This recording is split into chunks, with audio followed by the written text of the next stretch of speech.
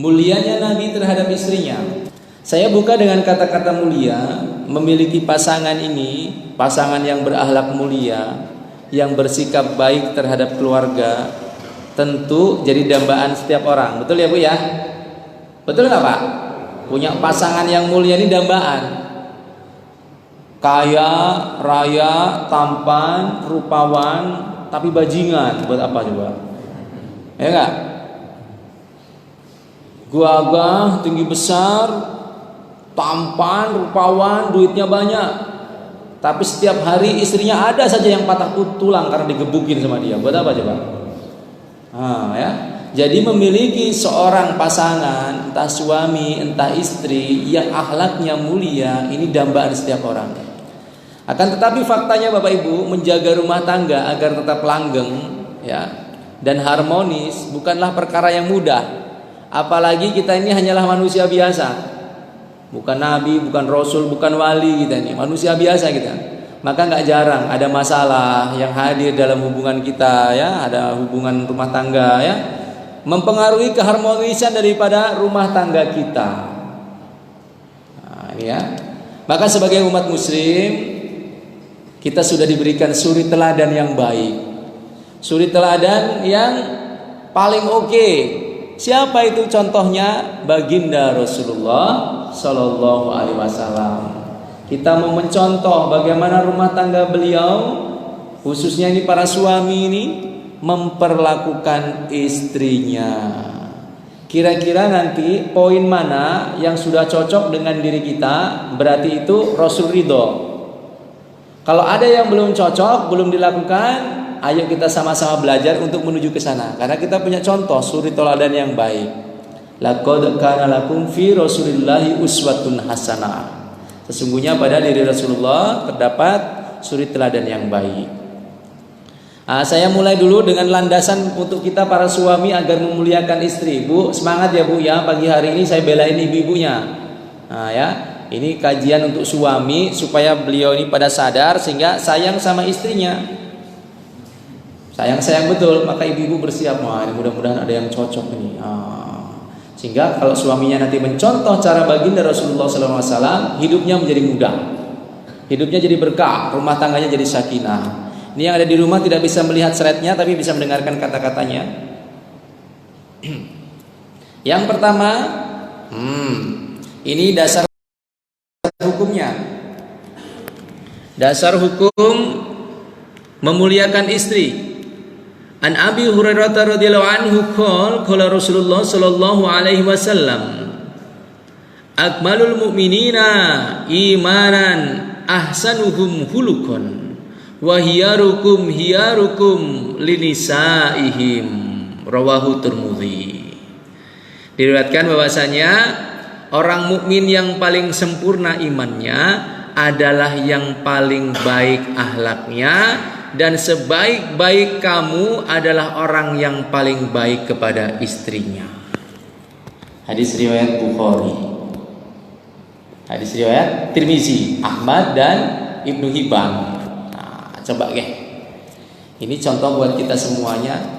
Orang mukmin yang paling sempurna imannya, ingat di sini kata-kata sempurna, dikatakan paling lagi. Ya Bu ya, Pak, dengarkan ini khusus buat para laki-laki. Mukmin, kalau perempuan kan mukminah. Ini mukmin berarti laki-laki. Laki-laki yang keren, yang paling sempurna imannya adalah yang paling baik akhlaknya. Akhlaknya baik kepada siapapun baik, tetangga baik, atasan, bawahan, pembantu, bahkan terhadap hewan dia baik. Ya kan? Terus di antara yang baik akhlaknya, yang sebaik-baiknya kamu. Laki-laki yang paling baik sudah akhlaknya baik. Ternyata kalau kamu, kita semua ini yang paling baik akhlaknya kepada istrinya. Jadi ukuran ini menjadi rujukan kita. Kalau suami baik itu dia baik sama istrinya. Kalau dia jahat terhadap istrinya, berarti dia bukan laki-laki yang baik. Secara nggak langsung Rasul mau ngomong kayak gitu sama kita. Jadi ini itibar buat kita para suami. Ini tamparan keras kepada kita. Sudah baikkah kita kepada istri kita? Kalau belum, ini Maulid Nabi, momentum untuk kita lebih baik lagi kepada istri kita. Nah, kok istri kita berarti barengan ya? Istri-istri, bapak sekalian dan istri saya, gitu ya. Nah, ini, jadi kita coba cross check. Ini maksud Ustadz ini baik nih seperti apa? Apakah aku sudah termasuk baik atau tidak? Nah, kategorinya seperti apa baik ini? Nah, ini. Ya. Rasulullah itu baiknya kepada istri seperti apa? Saya lihatkan poin-poinnya. 1. Rasulullah itu suka ngobrol dengan istri, berbagi dengan istri, bercengkrama dengan istri. Ini salah satu perkara yang sangat bermanfaat ya. Bahkan termasuk ibadah. Kalau dulu mohon maaf zaman kita belum menikah dengan istri, ya. Anak muda sekarang kan pada pacaran seperti itu. Mungkin sebagian di sini banyak yang dijodohkan ya, Pak ya. Ada yang masih model jodohan? Ada? Udah jarang? Udah pada cari masing-masing ya, Pak ya. Udah modern juga berarti Bapak-bapak di sini ya. Masya Allah ya. Kalau ada yang model dulu kita masih dijodohkan atau ta'aruf, ini kan cara yang lebih bersih sebenarnya. Kalau model yang anak-anak sekarang mereka berpacaran, berpegangan tangannya, ini dosa.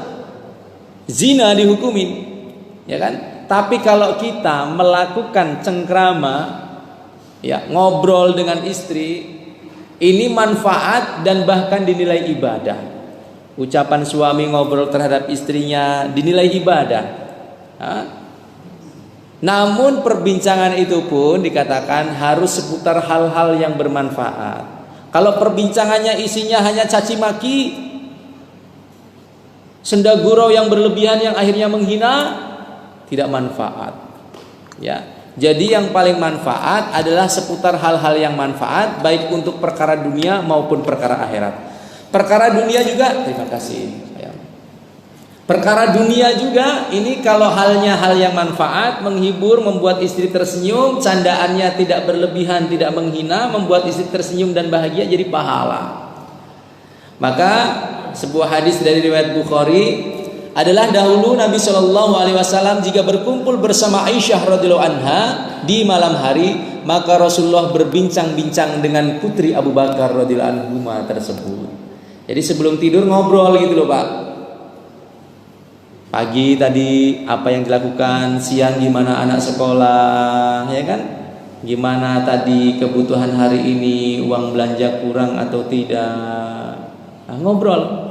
Bahasa kita kalau kita mau tidur itu, ya kita sambil pelukan dengan istri kita. Istri bapak-bapak ya. Pelukan.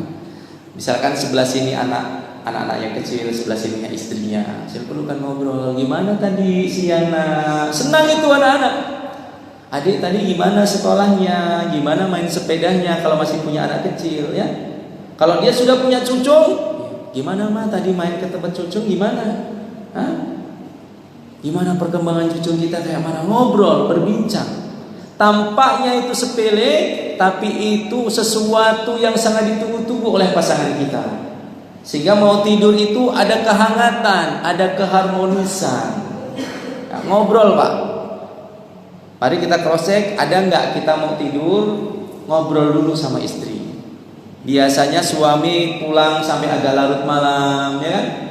Ini kalau istri yang baik, dia menunggu suaminya. Kalau dia tertidur, ketika diketuk, dia sudah siapkan dalam keadaan cantik. Ya, suami pulang, mau tidur, ngobrol dulu. Gimana ya tadi meetingnya, gimana ya tadi pengajiannya, gimana ya tadi keluarnya atau kayak mana? Ngobrol.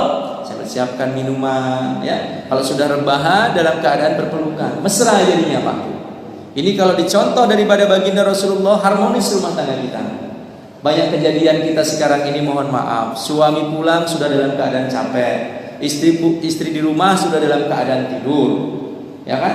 Kadang-kadang masuk ke dalam kamar, ya, sang suami sudah sangat capek, istri sudah langsung keluar saja, nggak sempat ngobrol, suami juga nggak sempat menyapa, kadang-kadang sudah beda kasur seperti itu ya. Ini banyak yang terjadi karena banyak curhat kepada saya. Udahlah tat, wong sudah tua, wong di atasnya sama cucu, saya di bawah aja.